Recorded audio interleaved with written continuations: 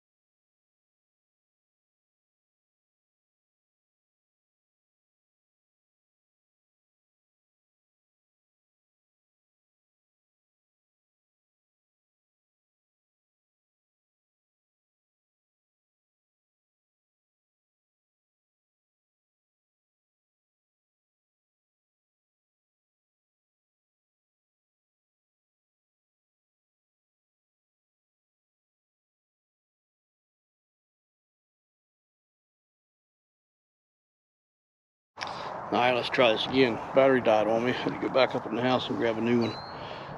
So anyways, I'm not sure where I cut off at with the battery dying, but I'm going to go over this again. So you've seen me fork these 3 beds, all 3 of them.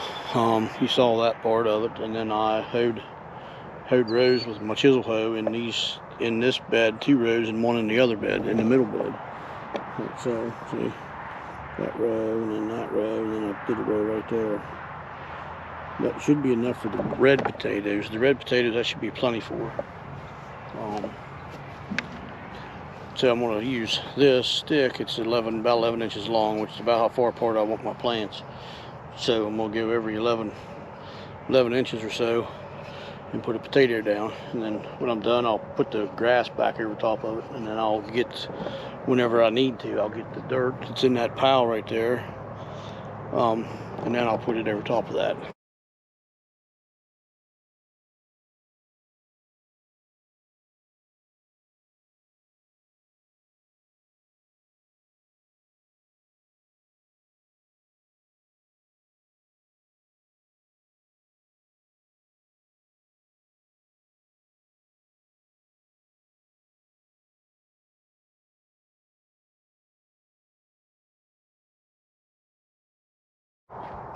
Alright, I got all the taters in, all the reds in anyways.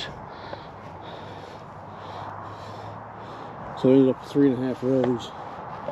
This row here, I don't know if you can see it, it's about halfway from there down. So now I'm just going to put this, right here over top of it. It's not the best in the world. What this here was sod that I peeled back from where my raspberry patch is to about a year ago. Actually, been a little over a year. I'd sat there and rotted up, so still got a pretty good root mat in it. But I'm just going to take it and put a little bit over top of each one of those potatoes, just enough to cover them pretty much. And then as they grow, I'll keep adding to it. Then I got a bunch of straw up in the chicken yard I want to use. That's the chicken's been digging through. I'll put that on top of this, but not till the potatoes start coming out. So, and that's all I do for these. I'll heal them up. Well, I won't heal them per se. I will use grass clippings or leaves or straw or whatever. I won't heal them with dirt. After today, that they won't get any more dirt on them. They'll just get organic matter, just unrotted up, whatever. And hopefully this fall we'll have pretty harvest. Well, it's midsummer. These here reds, I'll harvest those probably in July.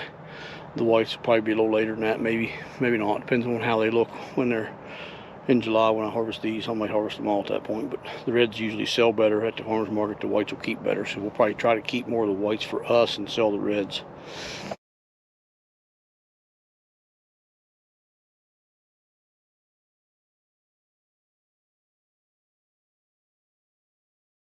Another job almost well done.